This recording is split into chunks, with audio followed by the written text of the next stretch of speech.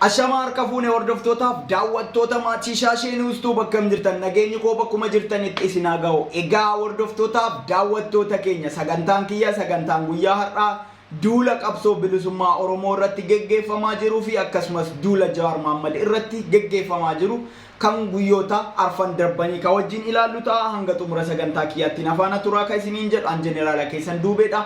Warri yeroo jalqabaatiif gara maatii shaashee nuustuu dhuftan subscribe gochuun maatii shaashee nuustuu ta'a isiniin jedha. Egaa hordoftootaaf daawwattoota keenya akkuma beekamu guyyoota arfan darban Jawaar Mohaammed miidiyaa Ubuntu irratti dhiyaatee gaaffii deebii haala yeroo irratti akkasumas xiinxala Itoophiyaa xiinxala siyaasaa Itoophiyaa irratti yaada bal'aa kaa'ee jira. Yaadota sana keessaa Oromoon nagaa kana yookaan Itoophiyaan akkamitti nagaa ta'uu dandeetti kan jedhu kan gaafatamedha. Yaada isaa sana keessaa rakkoo kana amma rakkoo keessa jirru kanaaf yookaan rakkoo amma keessa gallee jirru kanaaf karaan ittiin bahuu dandeenyu galteennee yoo wal mari'anneedha. Waraanni nun barbaachisu waraana eenyullee ka eenyu waraanee injifatu miti. Waraana irra wal mari'achuun nu barbaachisa jedhudha. Waraana irra wal mari'anneeti rakkoo keenya furuu ni dandeenya, rakkoo biyyattiin tun keessa galte keessa baasuu ni dandeenya kan jedhu yaada bal'aa lafa kaa'e. Yaadota sana garantaanetti hiikuudhaan miidiyaan namoota dhuunfaa kan Oromootis haa ta'u namoota dhuunfaa Oromootis haa ta'u akkasumas warroota diina Oromoo kan ta'an kanneen akka Nafxanyaa akkasumas TPLF yaada garagaraa irratti kaasanii jibbiinsa irratti Jawaar Mohaammed labsanii jiranii Jawaar Mohaammed jechoota hin taaneen jedhanii jiranii arrabsoo garagaraatiif saaxilanii jiran.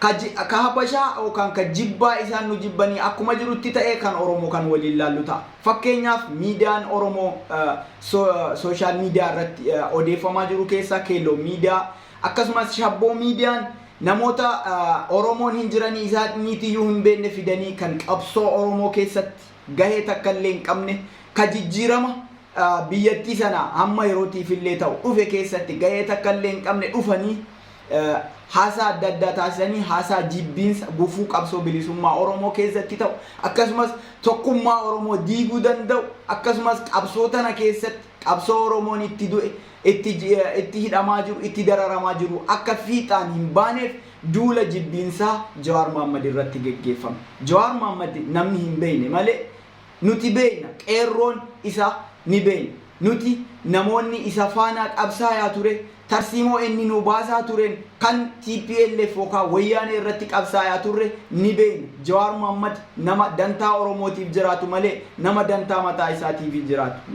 Haa ta'u garuu maaliif duula kana banan yoo jenne ilaalle tokkoffaa dhageettii inni uummata Oromoo keessatti qabu uummata Oromoo miti uummata addunyaa irratti Itoophiyaa keessatti akkasumas sabaaf sablammiin Jawaar Mohaammed irratti sabaaf sablammiin Itoophiyaa keessa jiru abdii guddaa irraa qaba. Maaliif nama jijjiirama fiduu danda'u, nama haasa'ee nama amansiisuu danda'u, nama dubbii isaa dubbiin osoo hin taane gochatti hiikee agarsiisuu danda'u waan ta'eef abdii guddaa irraa qaban ture. Mee fakkeenyaaf jecha inni jedhe keessaa gatteennee mari'anna jechuun waraanni bilisummaa Oromoo haa hiikkatu jechuudha moo Abiy Ahmed aangoo irra haa turu jechuudha. Akkamitti jecha kana laaltan? Maaliif duulli yookaan jibbiinsi isarratti oofame? Jibbiinsi isarratti deemu kun bar gufuu qabsoo bilisummaa Oromoo keessatti ta'a. Qabsoo bilisummaa Oromoo keessatti gufuun ta'e jechuun Oromoon akka hidhameef akka ajjeefametti itti haafufu garbummaan amma biltsiginnaadhaan nurra jiru kun waggoota hedduuf itti haafufu jechuudha. Maaliif duulli itti barbaachise? Maaliif Jawaar Mohaammed yoo ta'e addunyaa tana irra deemee uummata isaa wajjin mari'achuuf nama tattaafataa jiru nama addunyaa tana irra deemee uummata wajjin mari'achuuf jiru maaliif duulli irratti geggeeffama? Maaliif gatteettanii wajjin hin mari'an? Yoo isin duula kana irratti geggeessitan Oromoon isin duuba jiru ka Jawaar Mohaammed dhageeffatu ka isin dhageeffatu isin hayyoota warri hin jedhe kun maal abdii akkamii isin irraa qaba? Abdiin bilisummaaf Oromoon qabdu maal? Ati jireenya gaarii jiraachuu dandeetta. Uummanni keenya biyya keessatti hidhamaa du'aati jira.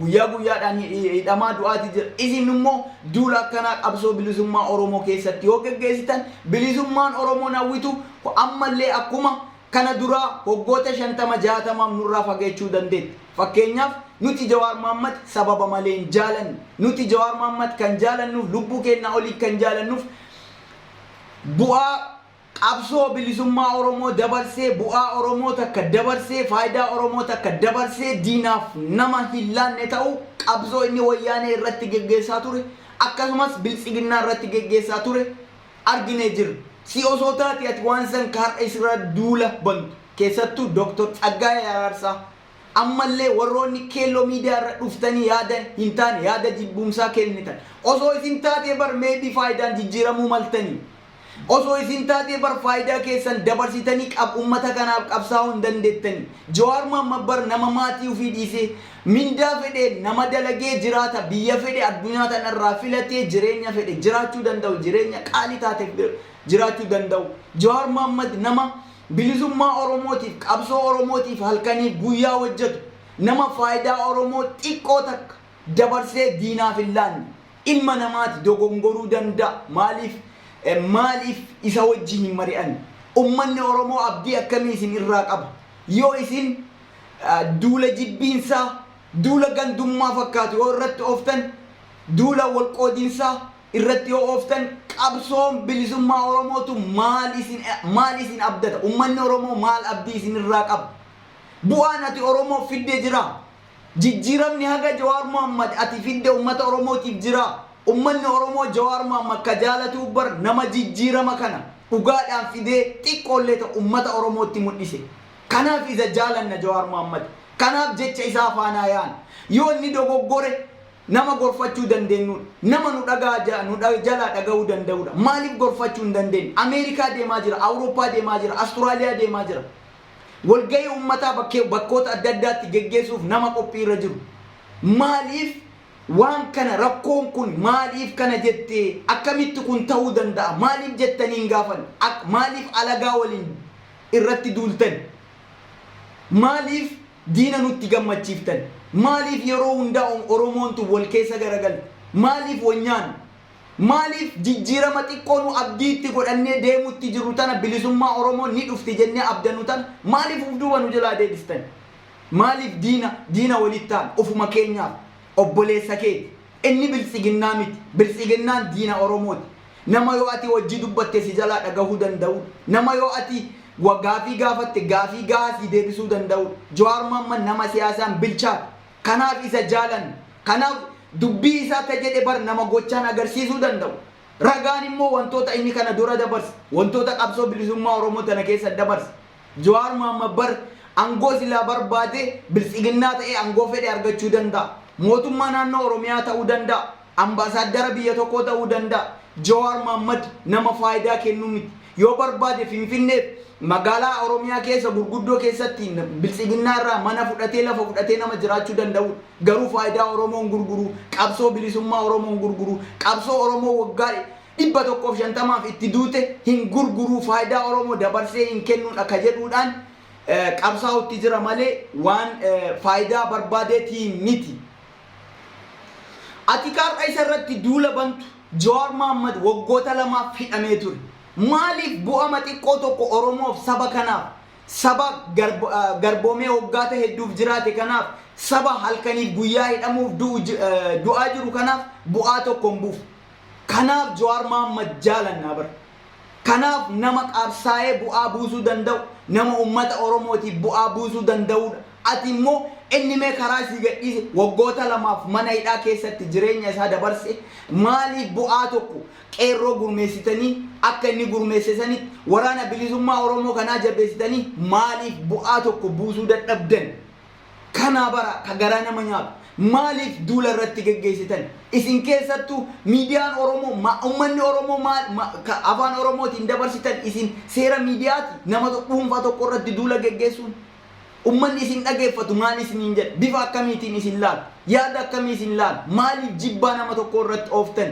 Jawaar Mohaammed nu onnee ummata Oromoo miiliyoona 60 keessa jira. Akkasumas ABO'oonis onnee miiliyoona ummata 60 keessa jira. Haa ta'uuti duulli isin walirra geggeessitan, duulli isaan isin jibbaa Jawaar Mohaammed irra geggeessitan qabsoo bilisummaa Oromootan bilisummaa Oromoon edattutan hoggoota hedduuf nurraa fageessuu danda'a. Kana waan ta'eef duulli tokkollee nun barbaachisu tokkummaa keenyaan tokko taane duula itti jiru qabsoo itti jiru geggeessuu qabna malee nama dhuunfaa tokko hayyuu tokko irra geggeessuun nun barbaachisu.